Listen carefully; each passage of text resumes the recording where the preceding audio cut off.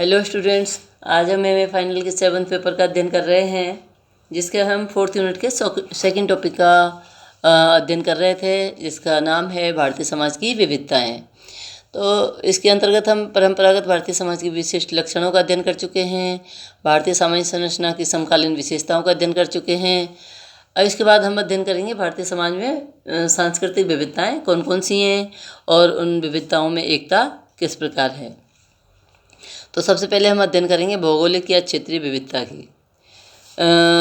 भारतीय सरकार के प्रकाशन विभाग द्वारा 1995 में प्रकाशित वार्षिक संदर्भ ग्रंथ भारत 2003 के अनुसार भारतवर्ष का कुल भौगोलिक क्षेत्रफल था 32,87,263 वर्ग किलोमीटर, जो हिमालय की हिमाच्छादित चोटियों से लेकर दक्षिण के उष्णकटिबंधीय सघन वनों तक फैला हुआ है। यह संसार का क्षेत्रफल की दृष्टि से 7वां बड़ा प्रायद्वीप और जनसंख्या की दृष्टि से दूसरा बड़ा देश है, जो कि अनेक प्रांतों और केंद्र शासित प्रदेशों में विभाजित है। प्राकृतिक दृष्टि से यहाँ की जलवायु मोटे रूप से उष्णकटिबंधीय है और इसमें भी बड़ी विविधता है। असम जैसे राज्य में तो घनी वर्षा होती है। राजस्थान में जो है मरुस्थलीय क्षेत्र में ज़्यादा है। यहाँ 4 ऋतुएँ होती हैं। शीत ऋतु जनवरी से फरवरी, ग्रीष्म ऋतु मार्च से मई, वर्षा ऋतु या दक्षिण पश्चिम मानसून का समय जून से सितंबर, और मानसून के बाद में ऋतु जिसे दक्षिण प्रायद्वीप में उत्तर पूर्व मानसून का मौसम भी कहा जाता है, जो अक्टूबर से दिसंबर तक का समय है। भारत की जलवायु पर 2 प्रकार की मौसमी हवाओं का प्रभाव पड़ता है, उत्तर पूर्वी मानसून और दक्षिण पूर्वी मानसून। उत्तर पूर्वी मानसून को आमतौर पे ये शीतकालीन मानसून कहा जाता है। ये हवाएं स्थल से समुद्र की ओर बढ़ती हैं, जो हिंद महासागर, अरब महासागर और बंगाल की खाड़ी को पार करके आती हैं। देश में अधिकांश वर्षा दक्षिण पश्चिमी मानसून से ही होती है और इसकी जो मुख्य भूमि है वो 4 खंडों में बटी हुई है। विस्तृत पर्वतीय प्रदेश, सिंधु और गंगा का मैदान, रेगिस्तानी क्षेत्र और दक्षिण प्रायद्वीप। कहने का मतलब यह है कि यहाँ की भूमि में बड़ी विविधताएं हैं। ये क्षेत्रीय विविधताएं जीवन की व्यवस्थाओं में अंतर पैदा करती हैं, क्योंकि इनका प्रभाव भाषा, धर्म, पूजा विधि इत्यादि क्षेत्रों पर पड़ता है। इन भौगोलिक विविधता के कारण ही आज देश में भाषा के आधार पर क्षेत्रीय उद्योगों की स्थापना में क्षेत्रीयता, पदों के संबंध में क्षेत्रीयता की आवाज़ उठने लगी है। इस भौगोलिक विविधता ने विभिन्न क्षेत्रों में विशिष्ट सांस्कृतिक समूहों के विकास को प्रेरित किया है। ये सांस्कृतिक समूह एक लंबा इतिहास रखते हैं और अपनी पृथक अस्मिता का गौरव भी महसूस करते हैं। समकालीन भारत में इन क्षेत्रीय उपसंस्कृतियों ने उपराष्ट्रवाद का रूप धारण कर लिया है, जिससे नदियों के पानी या कुछ गांवों से लेकर 2 प्रदेशों के बीच उग्र विवाद छिड़ जाता है। भूमिपुत्र का सिद्धांत भी इसी क्षेत्रवाद का परिणाम है, जिसका मूल आधार यह है कि एक प्रदेश में रहने वालों को अपने प्रदेश में रोजगार और व्यवसाय में प्राथमिकता दी जाए। इसके बाद हम अध्ययन करेंगे धार्मिक विश्वास और संस्कारों में विविधता का।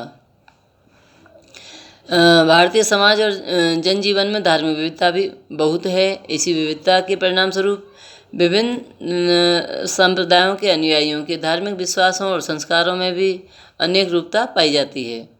विश्व के सभी प्रमुख धर्मों के अनुयायी भारत में रहते रहे हैं और अपनी धार्मिक विशेषताओं को कायम करने का प्रयास करते रहे हैं। इसी कारण यह समाज धर्म की दृष्टि से अनेक वर्गों में विभक्त हो गया है। इतना ही नहीं, हिंदू धर्म स्वयं बहुदेववादी होने के कारण बहुत से संप्रदायों और जो है पंथों में विभक्त हो गया है। आज का भारतीय समाज प्रमुख रूप से हिंदू, मुस्लिम, बौद्ध, जैन, सिख, ईसाई और धर्मों में बटा हुआ है। इसके अतिरिक्त अन्य छोटे छोटे संप्रदायों की संख्या सैकड़ों में होगी। सभी धर्मों की अपनी अपनी अलग उपासना विधि है, अलग अलग परंपराएं और प्रथाएं हैं। ये अंतर रहन सहन और खान पान की व्यवस्था और प्रतिदिन के व्यवहार में भी स्पष्ट परिलक्षित होता है। इस प्रकार साधारण रूप से भारतीय समाज अनेक संप्रदायों और धर्मों में विभाजित है। खान पान और वेशभूषा को लेकर समाज में श्रेष्ठता और निम्नता के भाव जुड़े हुए हैं। जैसे हिंदुओं में मांसाहार तामसिक भोजन माना जाता है या पान, सिगरेट, शराब आदि का सेवन व्यक्ति को चारित्रिक दृष्टि से हीन बनाता है। इन सब विविधताओं के बाद भी जो है हमारे संपूर्ण भारतीय समाज में एकता पाई जाती है, सभी एक साथ मिलजुल कर रहते हैं। इसके बाद आता है भाषाई विविधता। धर्म का अंतर जीवन की विविधता विधियों में भी अंतर पैदा करता है, जिसके फलस्वरूप उनकी अभिव्यक्तियों भी जो हैं वो अलग अलग प्रकार की होती हैं। भाषा मनुष्य की अभिव्यक्ति का शायद सबसे शक्तिशाली माध्यम है। प्राकृतिक अलगाव के कारण इस देश में प्राय प्रत्येक 10 मील पर भाषा और बोली में अंतर पाया जाता है। इरावती कर्वे के अनुसार भारतीय समाज में 3 भाषाई परिवारों की भाषाएं बोली जाती हैं। 2001 की जनगणना के अनुसार भारत में मुख्य भाषाओं के अनुसार मातृभाषा बोलने वाले व्यक्तियों की संख्या और उनकी कुल जनसंख्या में प्रतिशत तालिका के माध्यम से बताई गई है, लेकिन ये तालिका बहुत ही पुराने डेटा प्रदर्शित करती है।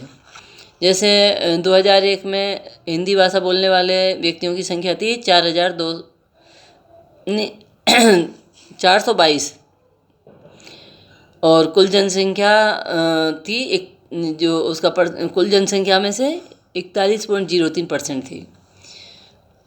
इसके बाद उर्दू बोलने वालों की संख्या थी 51.5%, जो कुल जनसंख्या का 5.1% थी। इस प्रकार से गुजराती भाषा बोलने वाले थे 46% और उनका परसेंट था 4.48। इसी प्रकार से नेपाली बोलने वाले जो थे वो थे 2.8 और उनका परसेंट था 0.28।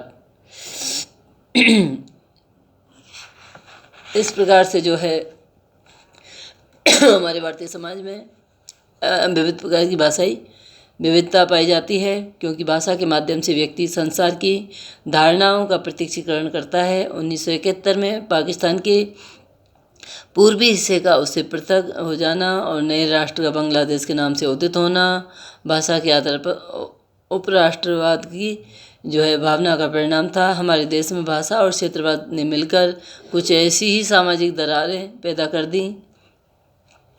विविधता की दृष्टि से भाषाई भिन्नता एक वह महत्वपूर्ण घटक है जिसके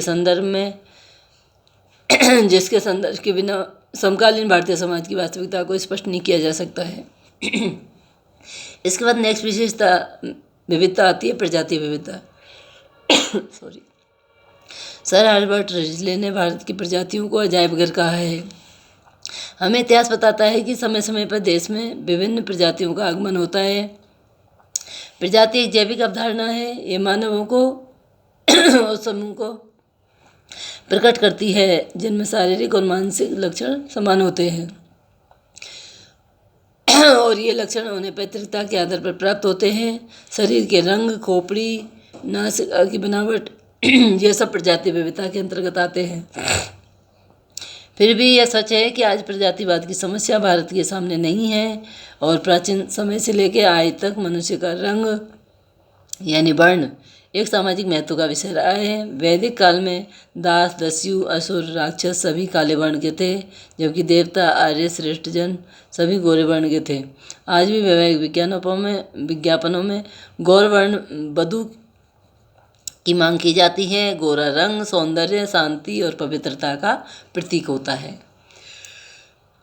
इसके बाद अध्ययन करेंगे जनजातीय विविधता का। भारतवर्ष में अनेक ऐसे मानव समूह निवास करते हैं जो आज भी आधुनिक सभ्यता के प्रभावों से बहुत दूर हैं। इन्हीं को जनजाति या वन्य जाति भी कहा जाता है। सभी जनजातियों की भाषा विविधता अलग है, पूजा विधि अलग है, संस्कृति भी अलग है। इन सभी जनजातियों में सांस्कृतिक विविधता पाई जाती है। भारतीय संविधान की कुल संख्या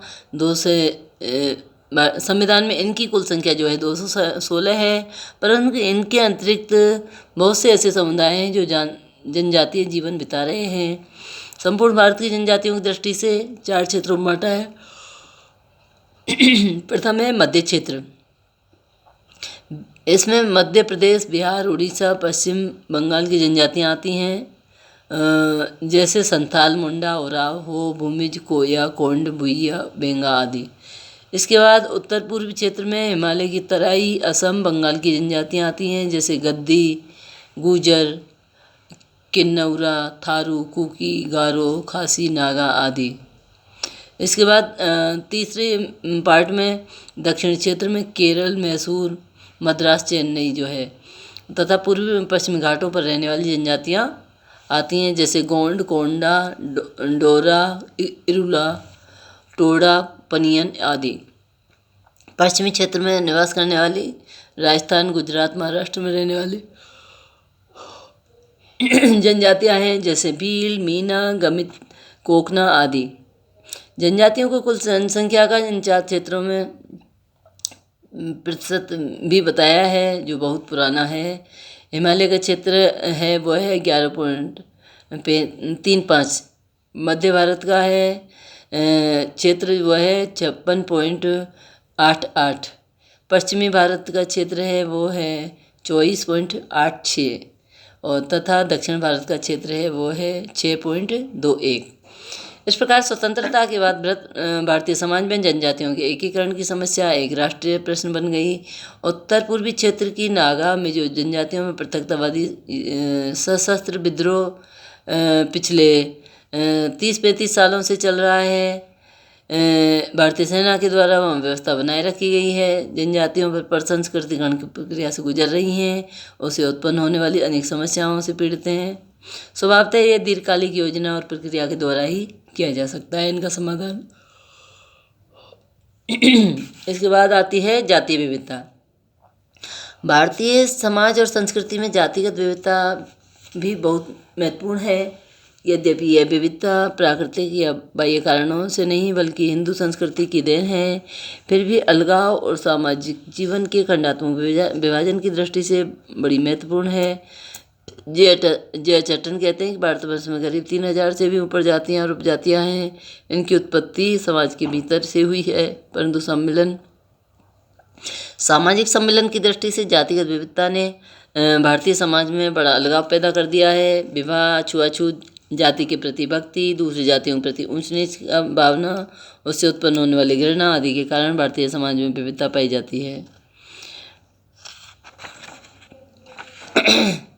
इसके बाद दक्षिण में जो है तमिलनाडु की राजनीति को ब्राह्मण और गैर ब्राह्मण जातियों के टकराव के संदर्भ में समझा जा सकता है और अपनी ही जाति को श्रेष्ठ समझना, दूसरी की जातियों को की कीमत पर अपनी जाति के भले की सोचना, ये सब जातिवाद की भावनाएं हैं जो अब धीरे धीरे भारतीय समाज में कम हो रही हैं और ऐसी भावना सांस्कृतिक एकता को जो है आघात पहुंचाएगी।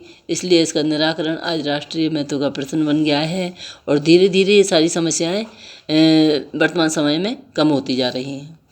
इस प्रकार से हमारे भारतीय समाज में जो है जातीय और जनजातीय विविधता में एकता देखने को मिलती है। इसके बाद नेक्स्ट विशेषता आती है राजनीतिक विविधता। राजनीतिक दृष्टि से भारतीय संस्कृति विविधता लिए हुए है। प्रारंभ से ही हमारा समाज छोटी छोटी रियासतों में विभाजित था। अंग्रेजी शासन काल में पहली बार देश का एकत्रीकरण किया गया। स्वतंत्रता प्राप्ति के बाद हमारे यहाँ प्रजातांत्रिक पद्धति को अपनाया गया है। हमारे देश में अनेक राजनीतिक दल हैं और व्यक्तियों को अपने दृष्टिकोण के अनुसार इनका समर्थन करने की स्वतंत्रता है। विभिन्न राजनीतिक दलों की विचारधाराओं, नीतियों और देश की समस्याओं के बारे में भिन्न भिन्न दृष्टिकोण हैं। राजनीतिक विचारधाराओं जैसे साम्यवादी, प्रतिक्रियावादी या समाजवादी एवं पूंजीवादी के संदर्भ में संघर्ष की स्थिति पैदा हो जाती है। इन विविधताओं के परिणाम स्वरूप भारतीय संस्कृति सतही रूप से अनेक खंडों और अलगावपूर्ण समूहों और परिस्थितियों में विभक्त होने लगती है और सामान्यतः अध्ययनकर्ता या दर्शक जो है समझ जा सकता है कि भारतीय संस्कृति समाज में केवल विविधता है, एकता नहीं है, परंतु वास्तव में ऐसा नहीं है। विविधता में एकता भारतीय संस्कृति की प्रमुख विशेषता रही है। इसके बाद आती है विवाह एवं नातेदारी संबंधी विविधता है। इसके अंतर्गत जो है 2-3 उपबिंदु बताए हैं, जिनमें प्रथम है इरावती कर्वे ने जो अपनी पुस्तक भारत में बंधुत्व संगठन में अखिल भारतीय स्तर पर नातेदारी व्यवस्था के अध्ययन की पहली मौलिक रचना है, जिसमें उन्होंने बताया है कि संपूर्ण भारत को 4 विशाल क्षेत्रों में बांटकर नातेदारी का आनुभविक अध्ययन किया है। यह प्रमुख क्षेत्र इस प्रकार हैं कि उत्तरी, मध्य, दक्षिण पूर्वी क्षेत्र।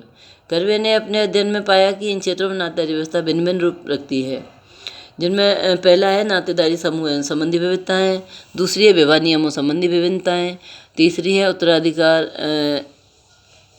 नियमों में भिन्नताएं, और चौथा बताया है नातेदारी व्यवहार संबंधी भिन्नताएं, और पांचवा है नातेदारी शब्दावली संबंधी भिन्नताएं।